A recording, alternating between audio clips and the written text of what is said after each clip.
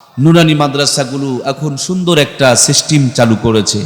3 বছর যদি বাচ্চারে পড়াইতে পারেন, মাশাআল্লাহ, আপনি মরে গেলে জানাজা পড়াতে পারবে।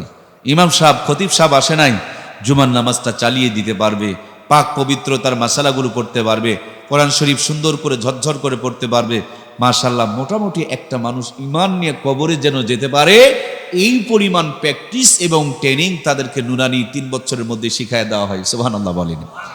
স্কুলে 3 বছর পড়াবেন, আপনার বাচ্চা 3 বছর পরে 4-এ ভর্তি হবে, মাদ্রাসাতেও 3 বছর পড়িয়ে নিয়ে এসে আবার 4-এ ভর্তি করেন, এক সমান রেজাল্ট করবে। বরঞ্চ বেশিরভাগ দেখা যায় যে স্কুলের চাইতে মাদ্রাসার বাচ্চাদের রেজাল্ট আরো ভালো হয়, ঠিক কিনা? বাংলার জমিনে মাদ্রাসার উপরে এত চক্রান্ত কেন জানেন আপনি?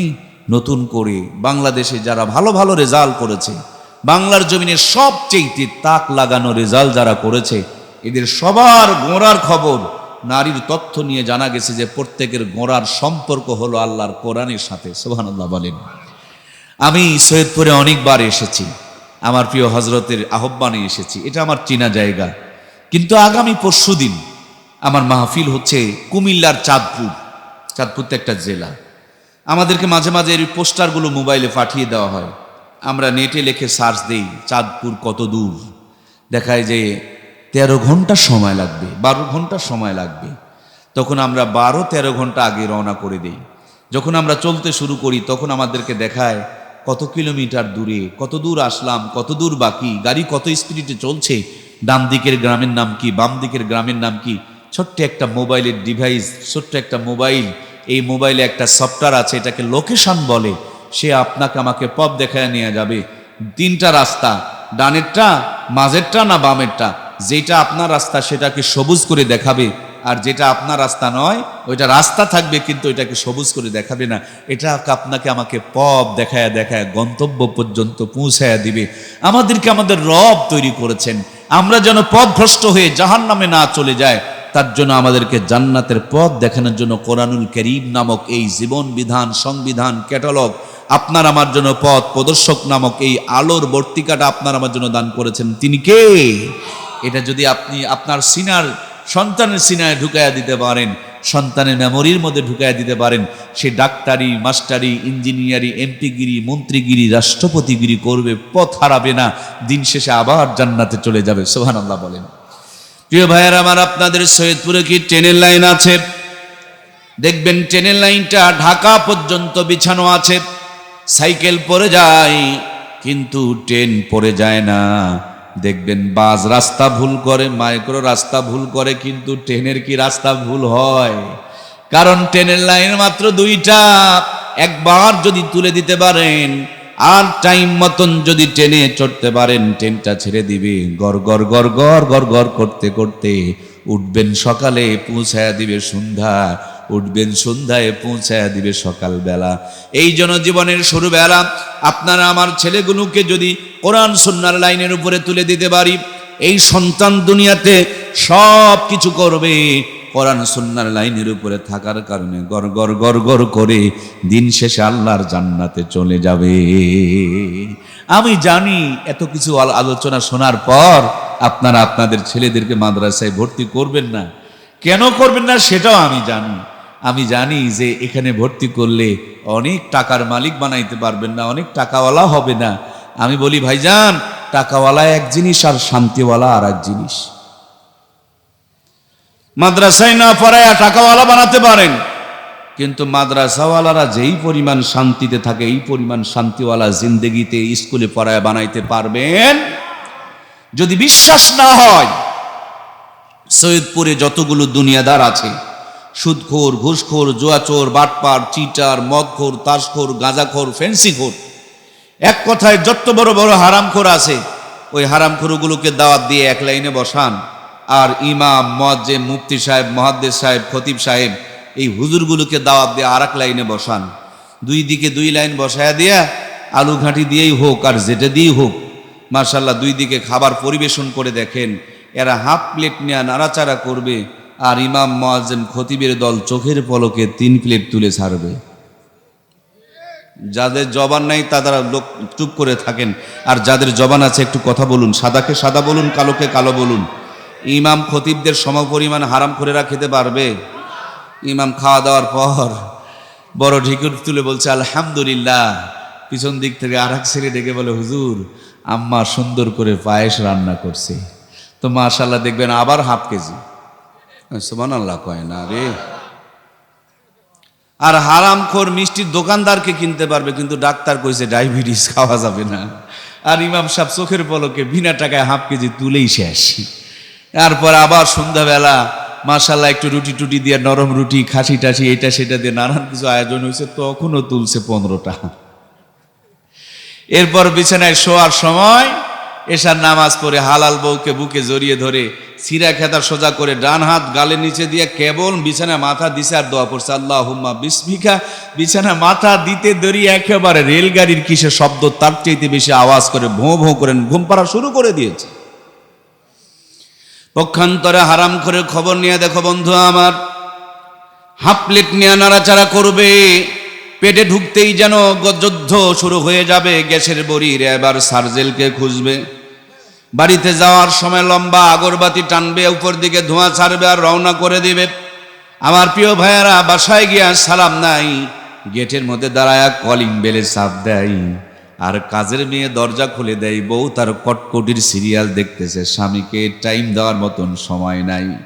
নিজের কাপড় চোপড় খুলে খাবার টেবিলে গিয়ে তাকায় দেখে কাজের মেয়ে নাক পরিষ্কার করেছে, যেই হাত দিয়া সেই হাত দিয়া রুটি বানায় রাখছে। ক্ষুধার যন্ত্রণা, পেটে ক্ষুধা সহ্য হয় না, কিন্তু মনে বড় অশান্তি, খাবার পেটে ঢুকতে চায় না। নরম রুটি, গরম খাসির কলিজা লেপটা লেপটা মুখের মধ্যে যখন দুইটা ঢুকাইছে, এর মধ্যেই যুদ্ধ চালু হয়ে গিয়েছে। আবার গ্যাসের বড়িরে এবার সার্জেল ঢুকাইছে। বিছানার মধ্যে গিয়া দেখে কোটিপতির ঘর, সব আলিশান কারবার, একেবারে 3 কোটি টাকা দিয়া ঘরকে ডেকোরেশন করেছে, কিন্তু এত সুন্দর ঘরের মধ্যে বউ নাই। স্বামী এক ঘরে, বউ আর এক ঘরে। আইফোন টিপাটিপি করে, ওয়াইফাই নেটওয়ার্ক লাগানো আছে, কিরিং কিরিং শব্দ হয়, তার মানে পরক্রিয়া করে। কইতেও পারে না, সইতেও পারে না। শেষের বেলা দেখবেন স্টক করে বিছানায় পড়ে থাকে। কথা বলুন ঠিক কিনা? পক্ষান্তরে ইমামের ঘরে গিয়া দেখো বন্ধুরা আমার, হালাল বিবিকে বুকে জড়িয়ে ধরে ঘুমিয়ে পড়েছে। ইমাম দেখে দুর্বল মনে করিও না, মুসারুর বড় বড় মোজ, 12 বছর আগে বিয়ে করেছে। আব্বা ডাক কপালে জোটে না, বালিশের নিচে খালি হামদর্দার হাড় বালানো ঔষধ। ইমামের হাতে তসবি। বাসায় গিয়া দেখেন এক গন্ডার সন্তান আব্বা আব্বা বলে ডাকাডাকি করে। ঠিক কিনা? ছোট্ট একটা গ্রামেও যদি ইমামতি করে, দেখবেন 30 বাড়িতে 30 রকম হাতে 30 রকম স্বাদে। একেবারে যদি গরিব মানুষের বাড়ি হয়, 2টা ডিম একসাথে এত সুন্দর করে মজা করে ভাজে গো, ডিম ভাজি দিয়েও 3 প্লেট বসানো যায়। ইমামা বড় চালাক মানুষ, চিন্তা করে আমি যদি একা একা খাই তাহলে বউ তো পাটিল নিয়ে লটর ফটর করবে, এই জন্য টিফিন বক্স পাঠায় দেয়, এক বাটির মধ্যে 4 আইটেমের তরকারি ঢুকায় দেয়। এবার হুজুর সৈয়দপুর বাজারে গিয়া বড় টিফিন বক্স খুঁজতেছে, দোকানদার কয় 12 তলা পর্যন্ত বের হইছে। উনি বলেন আমাকে বড়টাই দিতে পারেন, আমার মুসল্লিরা বড় ভালোবাসে। মাঝে মাঝে 14-15 আইটেম পর্যন্ত তরকারি রান্না করে। উনি 12 তলা টিফিন বক্স নিয়ে হাজির, এদিকে 15 তলার 15 আইটেমের তরকারি রেডি করে অপেক্ষায় রয়েছে। 12 তলা 12 আইটেম দিয়ে ভর্তি, এখনো পর্যন্ত 3 আইটেম বাকি। প্লাস্টিকের বাটিতে করে সাজায়া দেয়। একজনের খাবার 3 থেকে 4 জন পর্যন্ত খায়। বাজারে যাওয়া লাগে না, টাকা খরচ হয় না, কষ্ট করে রান্না করা লাগে না। যারা খাই খাই করে তাদের খাওয়ার ক্ষমতা নাই, আর কোরআনওয়ালাদের কোনো খাই খাই নাই, এদের খেয়ে শেষ হয় না। কথা বলেন ঠিক কিনা? আমাদের যশোরে 3 দিন ব্যাপী মাহফিল হয়েছে। সেখানে বাংলাদেশের প্রখ্যাত 6 জন আলোচক আলোচনা করেছে। প্রথম দিনে আলোচনা করেছেন আমাদের নওগাঁর সাইফুল্লাহ ভাই, সাথে ছিলেন আল্লামা মামুনুল হক। দ্বিতীয় দিনে আলোচনা করেছেন আমির হামজা এবং মুফতি রফিকুল ইসলাম মাদানী। তৃতীয় দিনে আলোচনা করেছেন শাহেক আহমদুল্লাহ এবং ডক্টর মিজানুর রহমান আজহারি। কি সুন্দর করে সেটআপ দিয়েছে, যাতে করে গুঁতাগুতি করতে না পারে। কহমিয়ার আলিয়ার সুন্দর সেটআপ, সুবহানাল্লাহ বলেন। প্রত্যেকটা জায়গায় যেন এরকম সম্প্রীতির বন্ধনটা আরো মজবুত হয়ে যায়, বলুন আমিন। আমার ভাইয়েরা হেলিকপ্টার করে নিয়ে এসেছে, প্রাইভেট পর্যন্ত, তাদেরকে গাড়ি পর্যন্ত তুলে দিয়েছে। আমার তো ধারণা যে এক একজনকে যে কত লক্ষ টাকা হাদিয়া দিয়েছে, এটা ভাষায় বলার মতন কিছু নেই।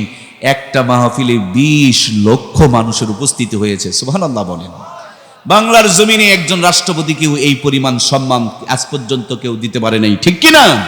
আমার সম্মানিত প্রাণপ্রিয় ভাইয়েরা, তাহলে আলেমদেরকে আপনি যতই ছোট মনে করেন, খাটো মনে করেন, মর্যাদাহীন মনে করেন, আলেমদেরকে যে মর্যাদা দিয়েছে এটা দেখার মতন, বোঝার মতন আপনার আকেল নাই, বুদ্ধি নাই, বিবেক নাই। যদি থাকতো আপনি আপনার সন্তানকে কোরআন থেকে দূরে রাখতে পারতেন না। কথা বলুন ঠিক কিনা?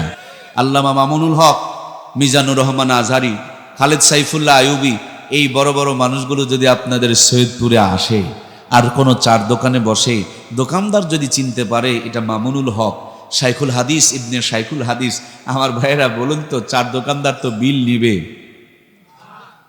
কি গো ভাই? আপনার দোকান হলে বিল নিতেন?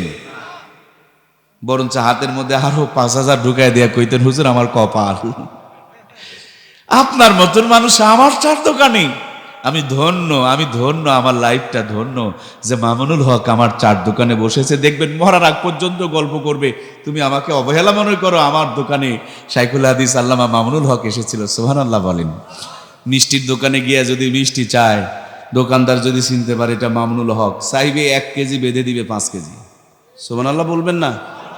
আমার প্রিয় ভাইয়েরা, আমার কলিজার টুকরা দরদের ভাইরা, এই সম্মান একদিনের জন্য না। এই সন্তান সম্মান যতদিন বেঁচে থাকবে ততদিন আল্লাহ বাড়াইতেই থাকবে, বাড়াইতেই থাকবে। সুবহানাল্লাহ। আমার পাশে বসা আমাদের প্রিয় ওস্তাদ, তিনি যেই বয়সটায় বর্তমানে পৌঁছেছেন, উনি যদি সরকারি কোনো চাকরি করতেন, এতদিন ওনার চাকরি থাকতো? বহুত আগে ঘাড় পাকি দিয়ে বলতো রিটার্ড, এটা রিজেক্ট। সুবহানাল্লাহ বলবেন না গো? দুনিয়ার জাগতিক শিক্ষায় শিক্ষিত হবেন, দুনিয়াতে আপনার রিজেক্ট বানায়া দিবে।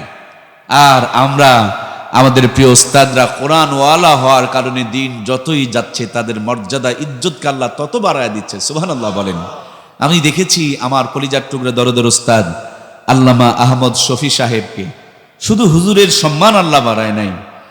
ক্লাসে যাব, ভাবলাম যে হুজুরের জুতা সোজা করে দেওয়ার যদি একটু চান্স পাই, আমি যাওয়ার আগে দেখি আর একজন জুতা বগলের মধ্যে নিয়ে দাঁড়ায় আছে। কোরআনওয়ালাদের শুধু সম্মান বাড়ে না, কোরআনওয়ালাদের শুধু মর্যাদা বাজে না, কোরআনওয়ালাদের জুতারও পর্যন্ত আল্লাহ তাআলা মর্যাদা বাড়ায় দেয়। সুবহানাল্লাহ বলেন। এই জন্য প্রিয় ভাইয়েরা, আমার সন্তানগুলোকে কোরআনওয়ালা বানায় দেন। এই কোরআনুল কারীম আর সাজমে ছিল, তার ইজ্জত বেড়েছে। ফেরেশতা নিয়ে এসেছেন, ফেরেশতার সর্দার হয়েছে, পাথরের পাহাড়ে নাজিল হয়েছে, আল্লাহ তাআলা আলোর পাহাড় বানিয়ে দিয়েছে। রমজান মাসে নাজিল হয়েছে, 11 মাসের মধ্যে সেরা হয়ে গিয়েছে। এই কোরআনুল কারীম লাইলাতুল কদরের রাত্রে নাজিল হয়েছে। একটা রাতের মর্যাদাকে আল্লাহ তাআলা 1000 রাতের চাইতে উত্তম বানিয়ে দিয়েছে। আজ পর্যন্ত দুনিয়াতে কোটি টাকার জমির দলিল যদি মাটিতে পড়ে থাকে, কেউ তুলে নিয়ে চুমা খাবে না। কিন্তু কোরআনুল কারীম লেখা একটা কাগজের টুকরা যদি জমিনে পড়ে থাকে, কোনো মুসলমানের সন্তান ওটার উপরে পা দিয়া যাইতে পারে, সাথে তুলে নিয়া ধুলাবালিগুলো ঝাড়া দিয়া, ঠোঁটে গালে চুমো দিয়া বুকে জড়িয়ে নিবি, আর জিব্বা দিয়া হলেও তার ময়লাগুলোকে পরিষ্কার করবে। আল্লাহর কোরআন লেখার কারণে একটা কাগজের দাম যদি এইভাবে বেড়ে যায়, ওই কোরআনুল কারীম আপনার সন্তানের সিনায় ঢুকিয়ে দিতে পারলে আপনার সন্তানের দুনিয়া আখিরাতকে দামি বানিয়ে দিবে কে? মূল কথা আমার দরদের ভাইয়েরা, সর্বাঙ্গে ব্যথা, মলম দিবেন কোন জায়গায়? মলম দিতে হবে একটি জায়গায়, যে আপনার সন্তান যখন তৈরি হবে তখন কোরআনওয়ালা বানিয়ে তৈরি করতে হবে, কোরআনের লাইনে তুলে দিতে হবে। ট্রেন লাইনের উপরে থাকে, অ্যাক্সিডেন্ট করে না, রাস্তা ভুল হয় না, দিন শেষে আবার ঢাকা পৌঁছে যায়, যানজটও পড়ে না। আপনার সন্তান যেন পথ না হারা হয়, আপনার সন্তান যেন জাহান্নামী না হয়, আপনার সন্তান যেন ইসলাম বিদ্বেষী না হয়। এই জন্য ছেলে মেয়েগুলোকে কোরআন সুন্নাহর আদর্শের আদর্শবান বানানোর দরকার আছে না নাই? আজকের আলোচনার মূল থিম, মূল আকর্ষণটা হলো ছেলে আর মেয়েগুলোকে কোরআন সুন্নাহওয়ালা বানিয়ে দিব। এই কোরআন সুন্নাহর জিন্দেগি মানে হলো জান্নাতের জিন্দেগি। এই গাড়িটার সেটআপ জান্নাত পর্যন্ত দেওয়া আছে। আমাকে যদি বলেন, হযরত এই যে কথাগুলো বলছেন, কোথা থেকে এত সুন্দর কথা শিখেছেন, আমি বলবো আমার মুহতারাম ওস্তাদ আহমদ শফি সাহেব, আল্লাহ জান্নাতি নূর দিয়ে তার কবরকে ভরপুর করে দেখ, বলুন আমিন। আমি আমার হযরতের কাছে পেয়েছি। আমার হযরতকে যদি বলেন আপনি কই পেয়েছেন, তিনি বলবেন দেওবন্দে পেয়েছি। দেওবন্দওয়ালাদেরকে যদি বলেন কই পেয়েছেন, তিনারা বলবেন মদিনায় পেয়েছি। মদিনাওয়ালাদেরকে যদি বলেন কই পেয়েছেন, তারা বলবেন সাহাবা একরামের কাছে পেয়েছি। তাদেরকে যদি বলেন আপনারা কোথায় এই কোরআন সুন্নাহর আলো পেয়েছেন, তারা বলবেন হযরতে আবু বকর, ওমর, ওসমান অথবা হযরত আলী রাদিয়াল্লাহু তাআলা আনহুম তাদের কাছে পেয়েছি। তাদেরকে যদি বলেন আপনারা কই পেয়েছেন, তিনারা বলবেন জনাবে মুহাম্মদুর রাসূলুল্লাহ সাল্লাল্লাহু আলাইহি ওয়াসাল্লামের কাছে পেয়েছি। আল্লাহর হাবিবকে যদি বলেন আপনি কই পেয়েছেন, তিনি বলবেন জাবালে নূরে হেরা গুহার ভিতরে পেয়েছি। হেরা গুহাকে যদি বলেন আপনি কই পেয়েছেন, বলে জিবরিল আমিন আমার কাছে দিয়ে গিয়েছে। জিবরিল আমিনকে যদি বলেন আপনি কই পেয়েছেন, বলে আরশে আজিম থেকে আমি পেয়েছি।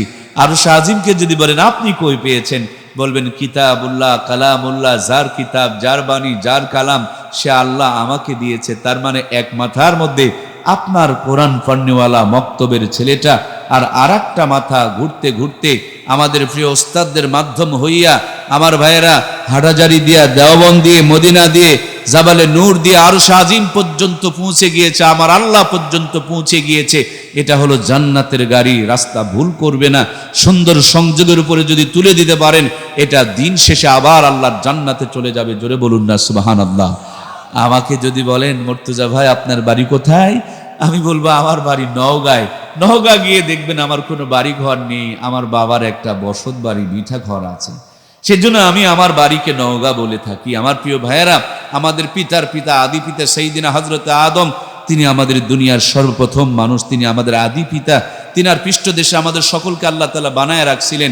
আল্লাহ জিজ্ঞেসও করেছিলেন আমি কি তোমাদের রব নয়? আমরা সবাই কিন্তু একসাথে বলেছিলাম ক্বালু বালা, নিশ্চয় আপনি আমাদের রব। আমার প্রিয় ভাইয়েরা, তাহলে ওয়ারিস সূত্রে আমরা জান্নাতের নাগরিক, আদমের সন্তান, জান্নাত থেকে এসেছি, আবার জান্নাতে যাব। এই জান্নাত থেকে এসে দুনিয়াদারি করতে গিয়ে যেন জান্নাতের পথ ভুলে না যায়, রাস্তা হারা যেন না হয়ে যায়, শয়তানের ধোকায় যেন না পড়ে যায়। এই জন্য কোরআন সুন্নাহর সুন্দর দুটি লাইন আমার আল্লাহ তাআলা বাতলায় দিয়েছেন। আপনার জীবনটাকে যদি সুন্নতের জিন্দেগির সাথে মিল করে নিতে পারেন, আর আপনার জীবনটাকে যদি কোরআনের আলোতে আলোকিত বানিয়ে ফেলতে পারেন, অন্ধকারের মধ্যে কোরআন আপনাকে আলো দেখাবে, আর নবীর আদর্শ আপনাকে জান্নাতের পথ দেখাবে। দিন শেষে আপনাকে আমাকে আল্লাহ তাআলা এই কোরআন সুন্নাহর ওসিলা করে জান্নাতে পৌঁছায় দিবে। সুবহানাল্লাহ।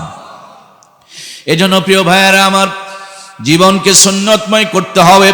নবীর মতে মত, তাকে বলে নবীর উম্মত। প্রত্যেকটা জায়গায় নবীর সুন্নতের আদর্শ থাকতে হবে। ছেলে আর মেয়ে যখন বড় হয়ে যাবে, সুন্দর দেখে বিয়ে করায় দিতে হবে। আমরা আমাদের ছেলে মেয়েগুলোকে বিয়ে করায় দিতে চাই না। মনে করি আমার ছেলে মেয়েকে এখনো পর্যন্ত প্রতিষ্ঠিত বানাইতে পারি নাই, এদেরকে খাওয়াবে কে? খাওয়ানেওয়ালা আপনি আমি নয়, খাওয়ানেওয়ালা তিনি কে? সুতরাং একটা লাইন যত পাওয়ারফুল হোক, এই একটা লাইন দিয়া কোনোদিন আলো জ্বলবে না, একটা লাইন দিয়া মাইক কথা বলবে না, একটা লাইন দিয়া ফ্যান ঘুরবে না।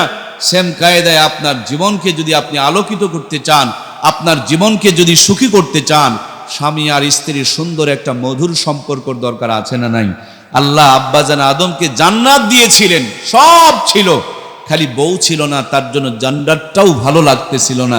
সুতরাং প্রিয় ভাইয়েরা আমার, আমরা আমাদের ছেলে মেয়েগুলোকে সময় মতন বিয়ে দিয়ে দিব।